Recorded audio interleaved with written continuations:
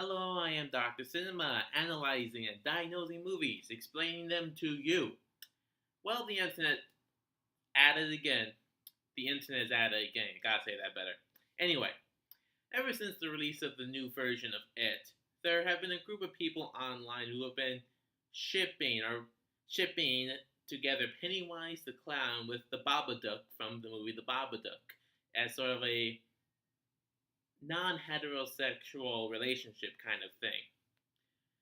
And shipping isn't really that unusual, especially with TV shows, including sometimes same sex, like dream relationships. But it was a little bit weird to see a group of people saying, like, hey, Pennywise the Clown and the Babadook should be in some sort of relationship.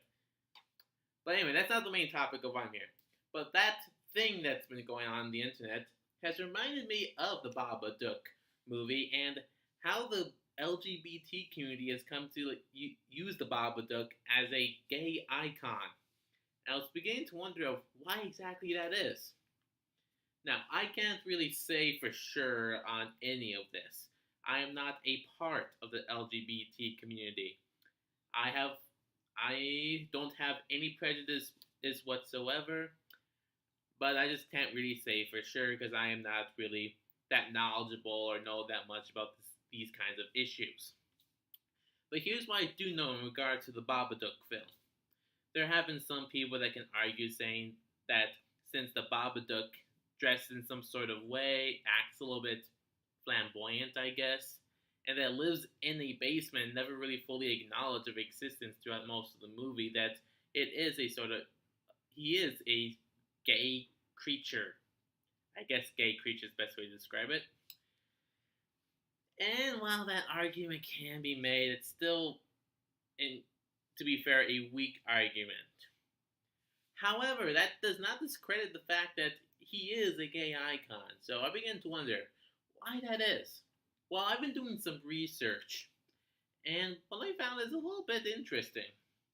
You see, apparently the LGBT community have over history sometimes used people as icons that are either not openly gay or not really even gay at all. Of course, those icons usually accept all their gay fans no matter what because they are in support of their cause. But historically, it's a little bit unusual, especially when it comes to horror movies in the LGBT community. Like, they seem to be really taking those iconic creatures as sort of sub icons, with the Babadook as an actual full icon. So apparently, in the past, LGBT people have seen Frankenstein's monsters as sort of gay icon.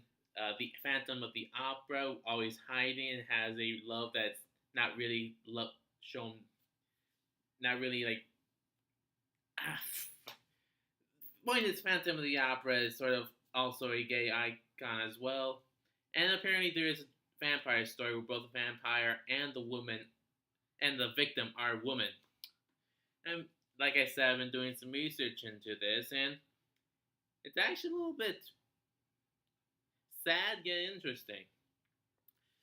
You see, apparently, especially in modern days, a lot of LGBT people feel demonized and feel like monsters based on some of the ways certain groups of people, especially in America, have been treating them.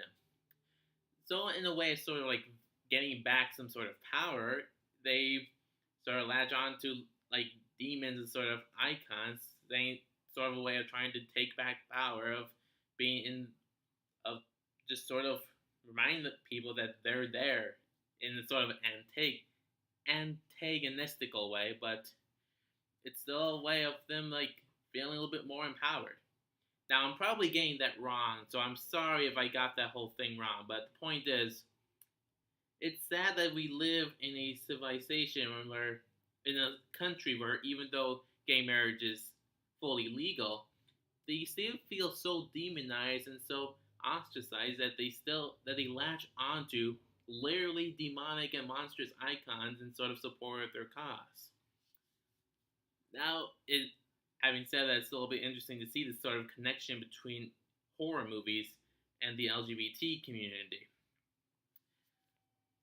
And I'm certain that I probably have a little misconception of this, or I probably read something a little bit wrong. So please don't attack me with comments and such. I have no professional knowledge at all. I'm just saying what I have researched, and I am in support of the LGBT community. Now that brings me back to the Babadook. It's actually a movie with those kinds of themes in it.